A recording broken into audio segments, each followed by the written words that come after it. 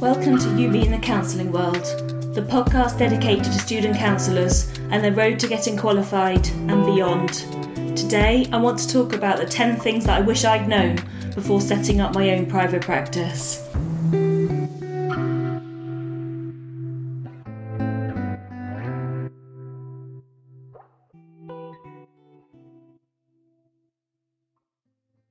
Hello, I am back. I've moved house.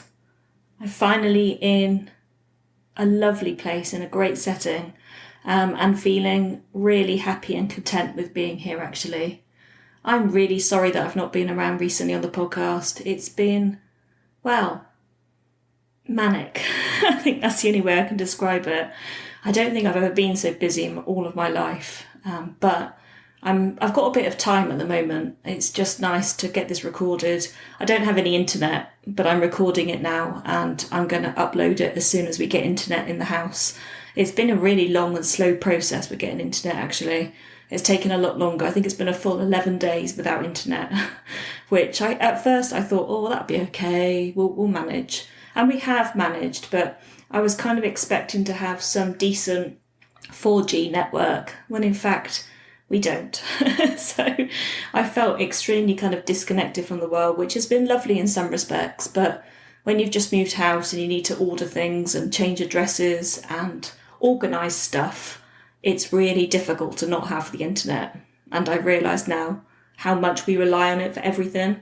So whilst I've enjoyed some time of limited screen time, and when I say limited, I mean extremely limited, I have also realised just how much day-to-day stuff we have to get done via the internet. So it's been a bit of a revelation to me, and I've just been so busy though, lifting boxes and unpacking and building flat pack furniture. That hasn't been my favourite, I could tell you that. And it's okay, we're getting there, but it's extremely difficult to get everything done sometimes. Anyway, on that note, here I am, back sitting at a brand new setup in a really comfy position. So I'm not standing up like I normally am. I'm actually sat down at a proper desk with all of my studio equipment and feeling really chilled and wanting to just have a really good chat with you all. So I'm really, really pleased to be back, and thank you so much for sticking by me during this time. I know that I've not been particularly consistent, I suppose, with uploading. And that's not through want of trying, I promise you that. I enjoy doing the podcast. I really look forward to recording it. But sometimes life really does get in the way. And I think I did an episode on that, didn't I, about talking about the times when we need to step back in life.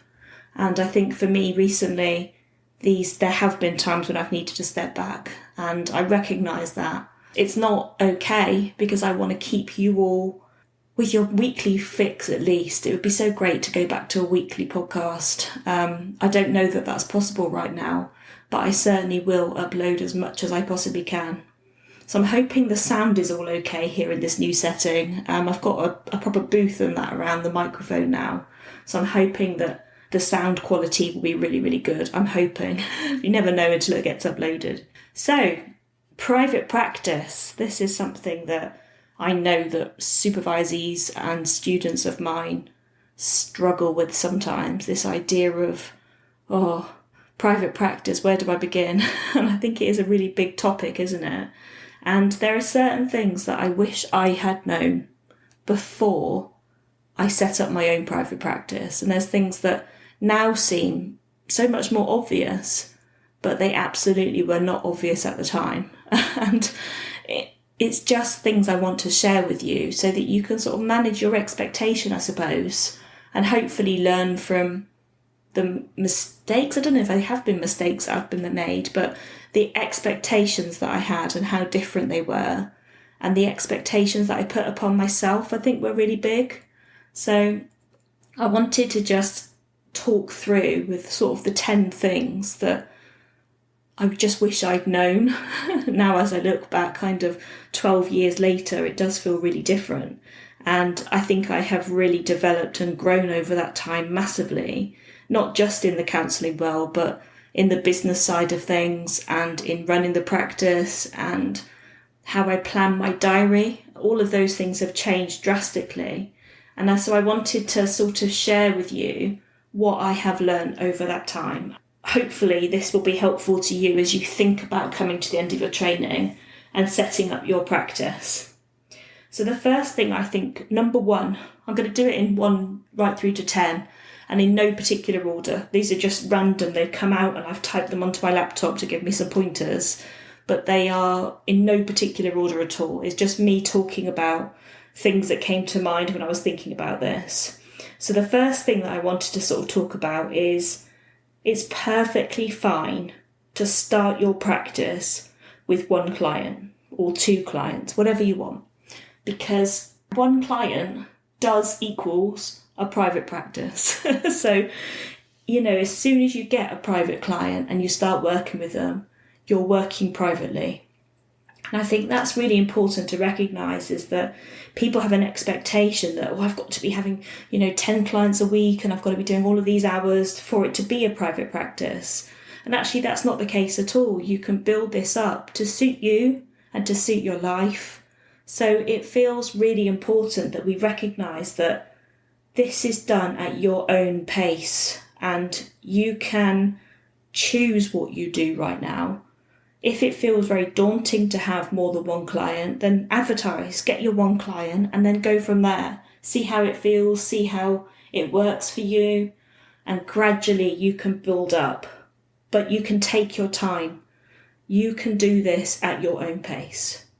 And I think that's one of the most important things, is that I think I had a really big expectation upon myself. And I think I felt a massive financial pressure somewhere to be earning this, that and everything else. And actually it works so much better when I was able to be kind of more organic about it. So that's the first thing I would say. The second thing kind of leads on to that, and it's not a race or a competition. I know that when students are on placements, I've talked about this before on the podcast, but sometimes it can feel a little bit like it's a competition to get all your hours done, and other people are, streets ahead in terms of numbers to what you've done. And sometimes that can feel really competitive. Now, in private practice, you can choose. You've got your choice. There's autonomy here for you, because actually you can see loads of clients in a day if you want to, or you can choose just to see 1 or 2. And both of those ideas are fine. So everybody's different. Got supervisees that would much rather do 2 or 3 solid days of, 8 hours a day of clients at the beginning of the week. So they get the last 2 days off of the week and, leading into the weekend. And then I've got other people that can't sit and solidly see clients because they just are exhausted by it. It's tiring. It's difficult sometimes. So they have to really think about what they can do, realistically speaking. So when you're looking at what you can do, experiment a bit and learn that you don't have to see loads of clients in a day. You can have your own personal maximum. Now, my personal maximum is 4 in a day, which doesn't seem like very much. And actually, for many years, I felt almost ashamed of that. Like, other people can do like 8 hours of it in a day. And my maximum is definitely 4 hours of client work, probably a little bit more of supervision, but client work is 4. And sometimes I felt a little bit embarrassed about that and thought, why? Why is that? And I learned through supervision and through lots of self-awareness, I suppose, that I really go deep in with clients, really, really deep work sometimes. And I can't sustain that for 8 hours a day because I'm really in it with them. And that's not to say that other people who can do more client hours in a day don't go in deep, but it much depends on how you feel you can handle that, really, in terms of how much you can hold. And I am such a perfectionist in my life. I want to, if I'm going to do a job, I want to do it really, really well. I always want to be able to be there and really show up for my clients.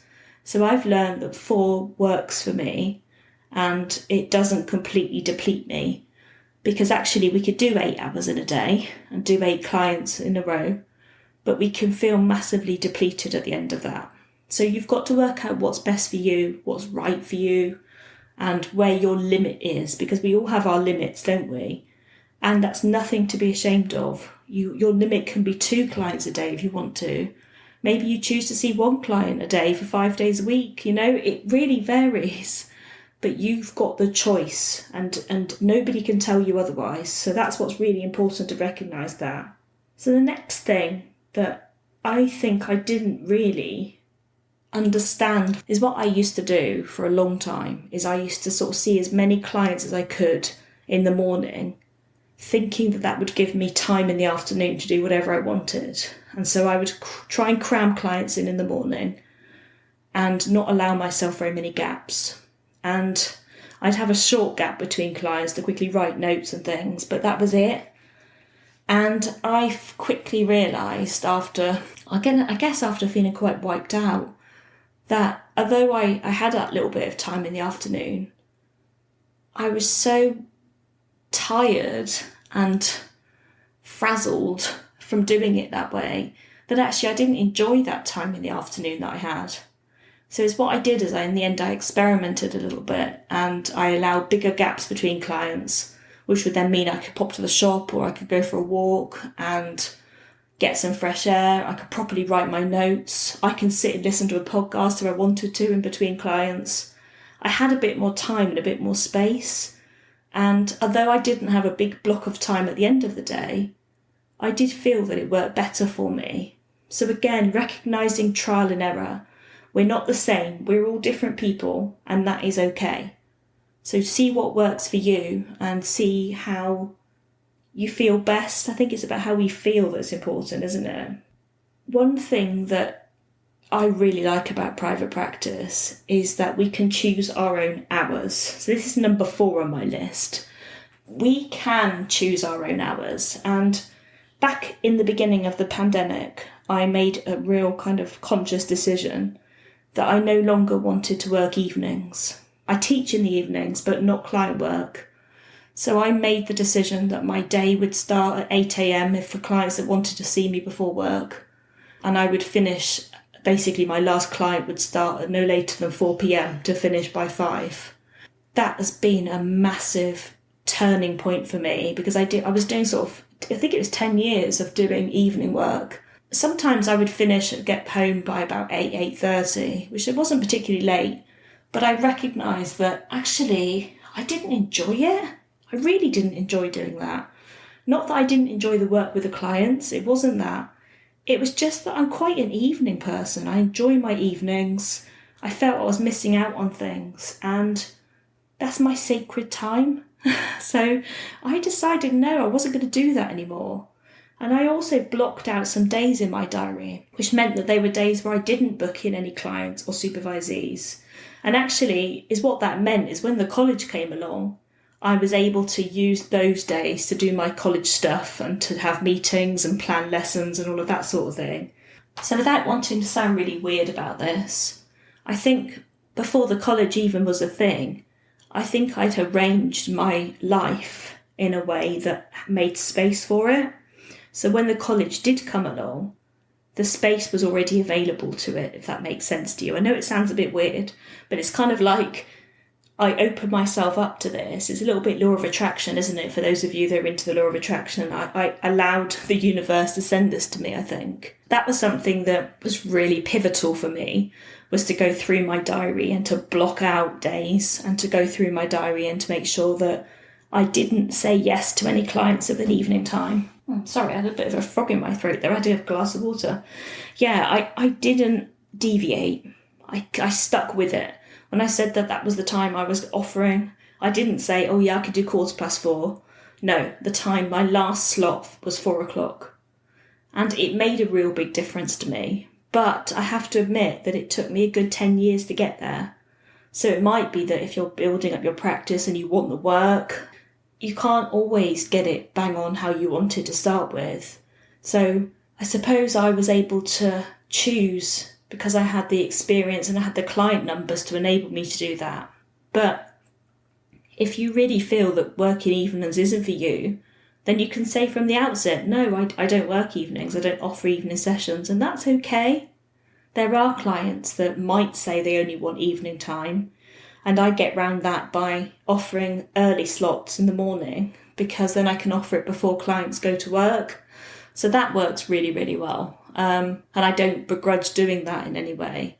So it's about finding your way, because your way will always be the best way for you. Okay, so let's think about number 5, which I think is the one that I never realised this. But in my experience of being in private practice, counselling comes in real kind of peaks and troughs in terms of the inquiry numbers that you get.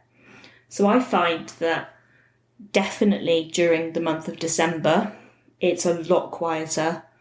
Most people don't want to start talking about really deep stuff and really difficult things right before they're going to spend the Christmas season with their family. They don't often have very much money at that time, so they don't embark on therapy in the same way. And I also find that this time of year, in sort of July and August, that existing clients go away on holiday a lot, obviously, as a lot of us do. And I find that impacts the number of clients that I see during the summer, because they're then away and they're saying, I need to have a couple of weeks where I don't see you because I'm away for those 2 weeks.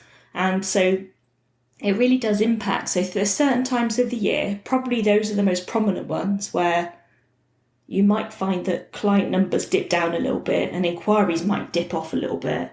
But usually come September time, it gets really busy again. And I always find January to be really busy, because I think it's a whole new year thing, isn't it? I'm going to get myself sorted this year. So I get a lot of inquiries in January. So it's about recognising that and understanding that in private practice, you might not have an even number. You might not have an even amount of money coming in. And it's good to have one eye on that. So I always recognise now that there is going to be times where it will be a little bit quieter, and that's okay. So you get to realise that that's okay, because eventually in September time it'll get really, really busy again, and it balances out over the year. I think that takes me really nicely onto one of my other points, which is about when you're thinking about your finances, there's something about looking at what you need to earn over the month rather than over a week, because sometimes we get days where we're really, really busy, and then it peters off a little bit, and then we get a week where we're really, really busy, and then you notice the next week is a lot quieter. So it's about looking at what you need to earn as a minimum over the whole month, not just over a week at a time. Because that enables you to look at, okay, by the end of the month, I will have earned this, which I think is really, really important. So look at what it is that you need to do and go from there. Once you know that, and you can say, right, in a month, I need to earn this, which means that I need to see this number of clients in a week. It means that you can have a busier week followed by a quieter week, but not feeling worried about that financially, because you can say, that's fine, I'm going to be really busy this week, I'm going to be a bit quieter next week, but over the month it will balance out. So that's just one way of thinking about it from the business side of things, keeping you afloat financially, if that makes sense. Look at what you need to do as a minimum for the month and work it that way rather than looking at it weekly. I hope that makes sense. It does to me in my head, but hopefully it does to you as well. Okay, so what else have we got on my list? I'm just having a little look here. Oh, this one's a really interesting one. It's about selling yourself. And I think that there's a whole new other episode in this. But when people come to promote themselves and maybe put something up on the counselling directory or maybe create their website, suddenly you realise that you're not selling a product or something. You're actually selling you. You are the product. So it can be really difficult to think about, what am I offering a client? Why should they come to me? What is it that they're paying their money for? It can be really, really difficult to write that about yourself, and the best ways to promote yourself and get yourself out there. So I think that that's something I'd love to do a whole episode on. So would you guys let me know if you think that's something that would be useful to you? perhaps I will pop something up on Facebook, put a comment on, and let me know whether you think you would like an episode on that, on sort of how to promote yourself and how to put yourself out there into the world a bit. So we've got 3 more on my list, so we're doing pretty well. The next one is thinking about supervision. Now, I go on about supervision all the time because it is really, really important to know and to understand that you're not on your own. You've come out of placement and you might have had some support there, but fundamentally the support that you would have been perhaps from the place that you were training in, maybe a little bit from the placement itself. But pretty much on the whole, it comes from your supervisor. And so one of the scariest things I think people think about with private practice is, oh my gosh, I'm going to be on my own with this. And actually, you're not really, because if you've got a good supervisor that is available to you between sessions, if you have a real wobble or you're really worried about something, they're readily available to you, then you've got a place to go with it. You've got somebody in your corner with you. And I think finding a supervisor that is supportive of that and is prepared to help you build this as a practice and is alongside you on that feels really important to me. So I think that having the support of a good supervisor is super important. Another thing that I don't think I recognised is that clients don't always want weekly sessions. They will often want something fortnightly. Sometimes once every 3 weeks once you've built a relationship with them. But if you have an inquiry from a client, they might be saying, I can't afford to come weekly, but can we look at doing this fortnightly? So don't assume that you will have all clients will want to see you every single week, because the majority of them don't always do it that way. There is something about working every other week, and I will often say to clients, can we work together weekly for a little while to start with so that we can build up a relationship well together and then perhaps switch to fortnightly. But if there are clients that really can't commit to doing that because financially they can't afford to, then I will see them fortnightly even from the beginning, and we just have to work a bit harder on the relationship. But don't assume that all clients want to be seen weekly. And I think that's something that I definitely did before I went into private practice. I assumed that clients would always be weekly, and they're not. And I think that it's quite useful to understand that, really. So here we go. Next thing, talking about initial meetings with clients. I have, and I always will, offer this free of charge to everybody. I offer 30 minutes free of charge, obligation free. And when I say obligation free, I mean it's obligation free both ways, for me and for them. So if I speak to them and I work through some stuff with them and have a conversation, and I'm not the person to work with them, then I can say, I'm not the right person to work with you, or let me help you find somebody that can sort of help you more than I can. So that's really important. And if they know that it's obligation free, it means that they can find the right person for them. And that's also really important. They need to find the right counsellor for them, because if they don't, there will not be a good therapeutic relationship together. So I always offer a free 30-minute session, and I say to them, this is not counselling. This is just a chance for you to let me know what brings you into counselling in the first place, what you're looking for, what your expectations are. And it gives us a little bit of time to just work through and just touch what some of those issues might be. Because I think that that's really, really crucial, because then you know what you're going to be working with before you commit. And they also know who they're going to be working with before they commit. So I have always offered this, and I always will continue to. I'm not saying you have to, but I'm saying that in my experience, it's worked really, really well. 30 minutes doesn't take me a massive amount of time. I often do it on Zoom if I can. It's just a really great way to make sure that we are well aligned together before we agree to work. Hope that makes sense. I think this is the last one, and this is about CPD.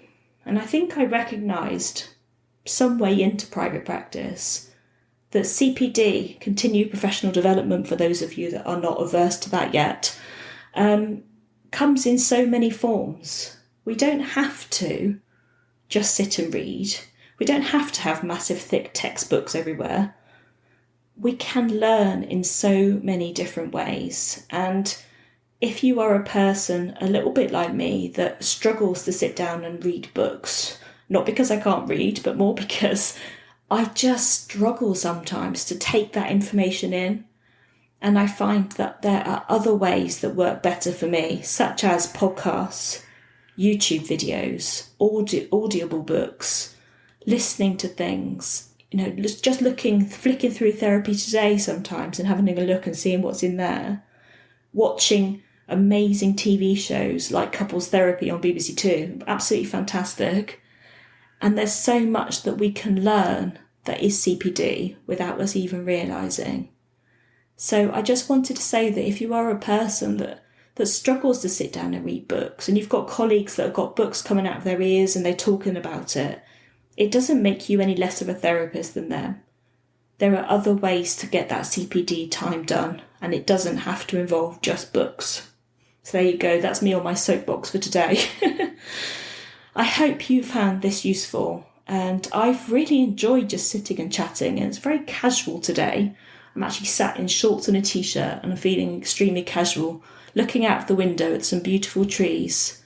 So I'm feeling really happy and content. I've really enjoyed being back today, and I'm really, really looking forward to chatting with you again. If you can hear birds in the background, by the way, it's because we live in a place where they're the most noisy birds in the world. So there is some squawking in the background. I hope it's not too distracting. But hey, we live in the real world, don't we? So I will see you soon. Pop over and see me on Facebook. It would be really, really lovely to hear from you over there. I will leave the Facebook details in the show notes below. And also, if you can spare a minute to leave me a 5-star review, that would be so helpful. And there's lots of platforms that do this now, but Apple being the main one, and Spotify. So if you wish to be able to just pop over and leave me a 5-star review, it just helps me to reach more people and helps me to get the message out there. Until next time, take the best care, and I'll see you soon. Bye bye.